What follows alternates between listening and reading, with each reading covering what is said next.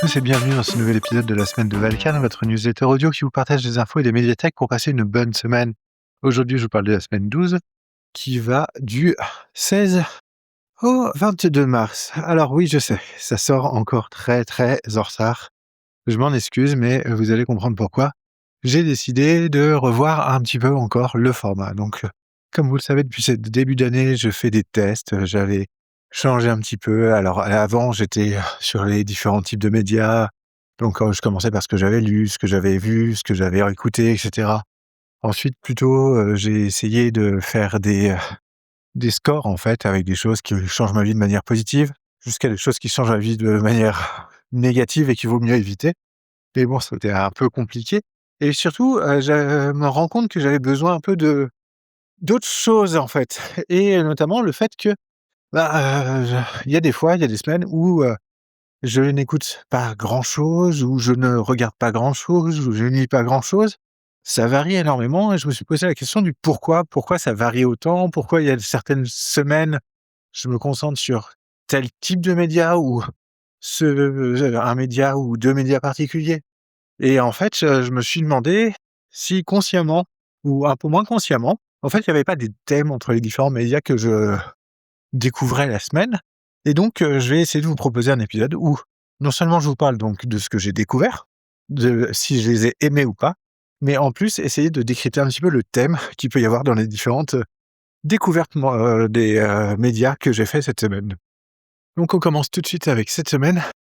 Je vais pas vous donner le thème tout de suite, je vais vous donner déjà les médias.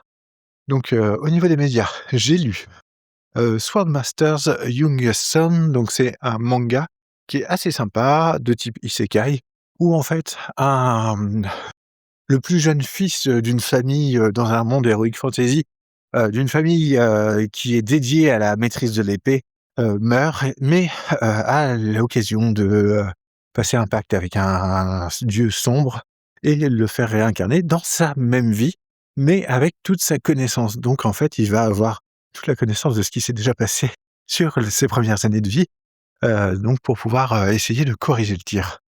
J'ai aussi, lu un autre manga qui s'appelle The Player Who Can't Level Up, donc le joueur qui ne peut pas, monter de niveau.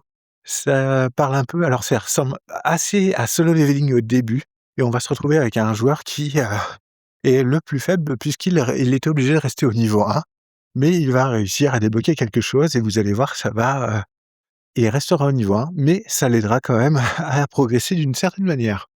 Le troisième manga que j'ai lu cette, semaine, c'est Demonic Emperor, donc on est là, clairement dans un manga un peu style, chinois, où on va avoir en fait un personnage principal qui est, heu comment dire? Un méchant clairement en fait. Il est, assez cruel, il a aucune pitié. C'est d'ailleurs le point positif de ce manga, c'est que c'est assez drôle de le suivre puisque il est vraiment, sans aucune retenue, sans aucune limite.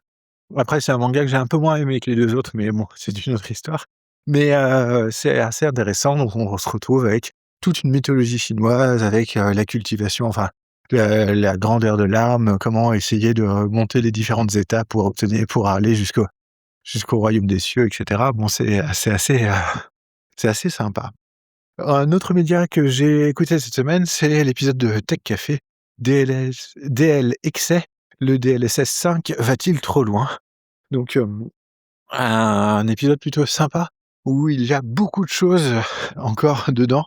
Notamment, on va vous parler donc, du DLSS 5, donc cette fameuse, surcouche Nvidia qui permet d'améliorer les jeux, mais là, on est jusqu'à la création de nouvelles images pour les rendre plus fluides.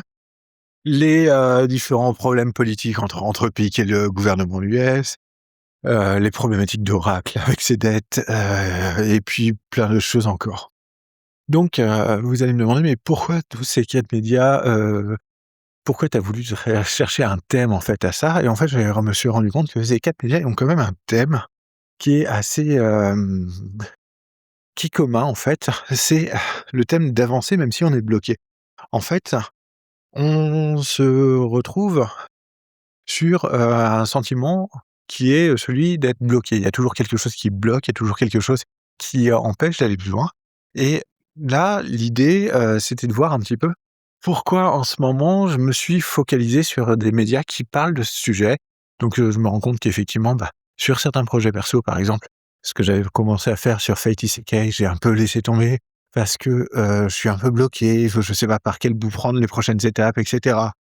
Au niveau du boulot, à l'heure actuelle aussi, il y a pas mal de j'allais dire d'intrigues politiques, mais il y a pas mal de politique qui fait qu'il y a pas mal de choses qui se bloquent et sur lesquelles je peux pas vraiment avancer. Donc en fait, je me suis rendu compte que tous les médias que je consommais résonnaient quelque part avec ce qui se passe actuellement dans ma vie à ce niveau-là. Et typiquement, en fait, potentiellement, il y a peut-être des pistes sur comment répondre à cette question, donc comment avancer, malgré, le fait qu'on soit bloqué, dans les médias. Si on prend par exemple le player who can't level up, en fait, il est bloqué au niveau 1 et il est impossible, pour lui de monter au-dessus du niveau 1. Par contre, il a d'autres compétences. Il arrive à se dégager en fait, une certaine renommée et puis, de devenir, quelqu'un vraiment de reconnu dans l'univers, dans lequel il évolue, par d'autres compétences qui lui permettent en fait de combler en fait ses faiblesses. Donc on se retrouve en fait avec un un blocage en fait, qui est le fait que les choses sont bloquées, mais peut-être parce qu'on n'essaye pas de d'avoir la bonne vision, d'avoir la bonne métrique, en fait. Est-ce qu'on est en train de mesurer la bonne chose? On est en train de mesurer le level de quelqu'un alors que, ses compétences sont carrément, ses compétences, elles sont évolutives contrairement à d'autres et du coup, permettent de dépasser cette histoire de level. Donc parfois, on n'est pas juste bloqué, c'est juste qu'on mesure la mauvaise chose. Donc est-ce qu'il n'y a pas, quelque chose que je pourrais tirer là-dessus pour essayer de me débloquer sur certains aspects? Si on prend Swordmaster Youngstone, en fait, le personnage là, il a, une connaissance qui lui permet en fait de débloquer un petit peu la situation qu'il a vécue. C'est-à-dire qu'il a vécu une vie de misère, dans sa première partie et il se retrouve en fait avec une deuxième chance, donc qui lui permet, de par toutes ses connaissances accumulées, de, prévoir et de savoir ce qui se passe. Donc en fait, c'est un peu, l'idée de se dire, que même si on est bloqué et qu'on ne peut pas avancer, peut-être que si on comprend pourquoi on est bloqué, qu'est-ce qui bloque, qu'est-ce qui font que certaines choses, bloquent, on va peut-être réussir à trouver le moyen de se débloquer et d'aller de l'avant. En fait, on pourrait prendre une analogie avec un escalier, par exemple. Peut-être que si on est bloqué, qu'on n'arrive pas à monter l'escalier, ça ne nous empêche pas de comprendre comment il est construit pour essayer de comprendre comment on pourrait l'utiliser autrement. Sinon, pour, Démonic Emperor, donc là, on est vraiment, sur un méga villain qui est réincarné, dans un enfant qui est lié à une famille qui est obligée de rester.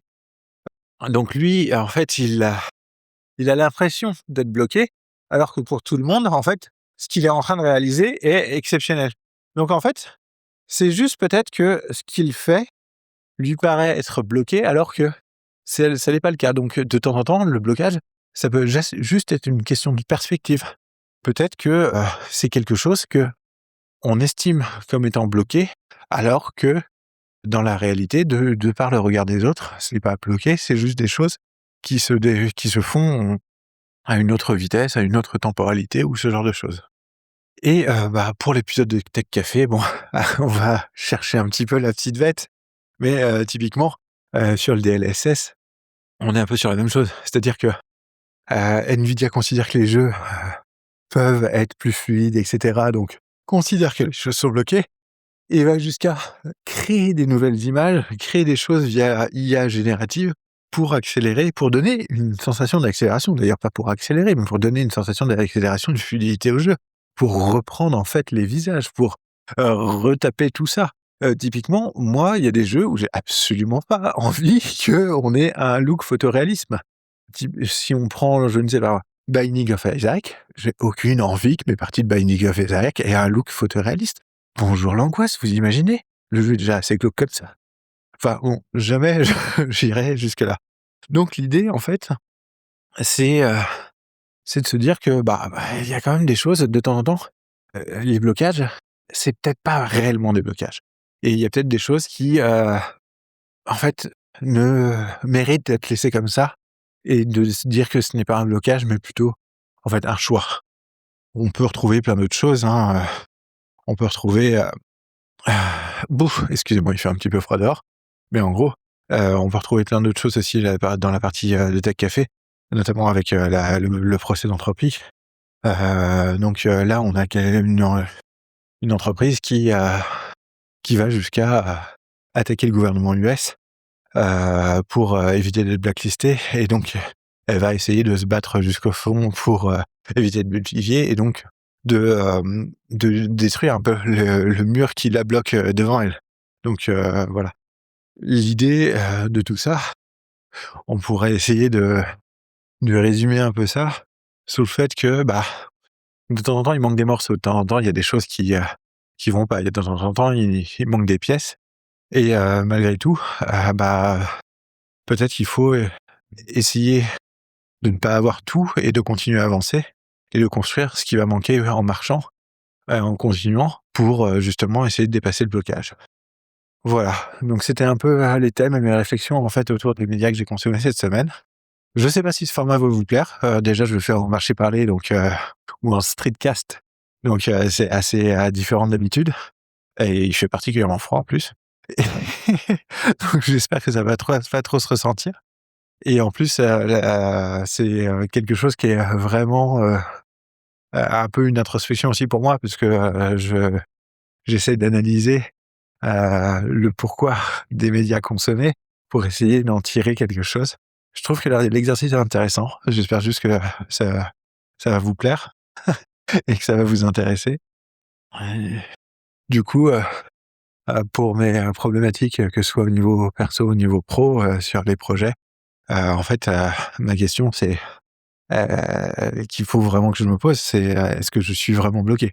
Est-ce que je suis bloqué ou est-ce que, dans les, différentes, propositions que je vous ai faites, il y a des choses en fait que j'ai pas essayé ou que j'ai pas réalisé ou est-ce que, j'ai la bonne perspective pour regarder les différentes choses qui me paraissent être complètement bloquées?